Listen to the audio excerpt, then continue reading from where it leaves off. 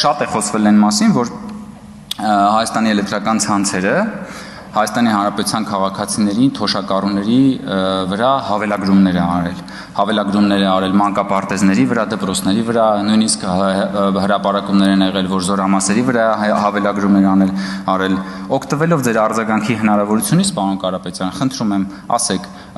ունեք արդյոք դուք տեղեկատվություն, թե որքան հավելագրումներ է արել Հայաստանը փրկելու առաքելությամբ եկած ուժեղ Հայաստանը, դուք, ձեր ընտանիքը, ձեր հորեղբայրը, Հայաստանի էլեկտրական ցանցերը որքան հավելագրումներ արել մեր թոշակառուների, մեր տատիկ պապիկների վրա, զորամասերի վրա, ինչպես որ նշվել են տարբեր հրապարակումներում, դպրոցների եւ մանկապարտեզների վրա, այսա իսկապես քաղաքական նշանակություն ունեցող հետաքրքիր հարց է,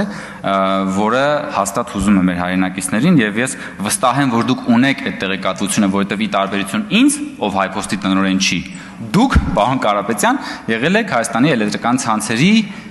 Ինչն եք եղել։ Խորհրդի նախագահ, պատկերացնում եք, մի ամբողջ խորհրդի նախագահն եք եղել դուք, պարոն Կարապետյան, խնդրում եմ, ինչպես։ Պարոն Ղազենյան, դուք էլ տնօրենն եք եղել, տեսեք, բինգո, երկուսով էլ եք դուք էլ տնօրենն եք եղել։ Արձագանք։ Պարոն Կոնջորյան, պետական կառավարում ստանձնելուց հետո Հայփոստը Հայաստանի Հանրապետությանը վճարել է 0 դրամ դիվիդենդ։ Ավելացրել է բազմաթիվ կետերով սակագները, վճարել է 0 դրամ, նրանից հետո, երբ կառավարումը վերցվել է, Հայաստանի ազգային հերոս Էդուարդո Էռնեկյանի ընկերությունից։ Հիմա գլխավոր հարցը, որը մեզ բոլորիս համար շատ կարևոր է, դուք վերցնում եք ընկերությունները մասնավոր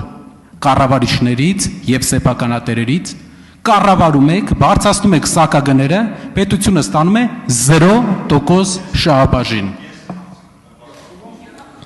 Սա ձեր տնտեսական քաղաքականության դեմքն է։ Եվ վերջում ձեր ուժը ստանում է ընդամենը մի բան, մի հաստիկ, այնտեղ։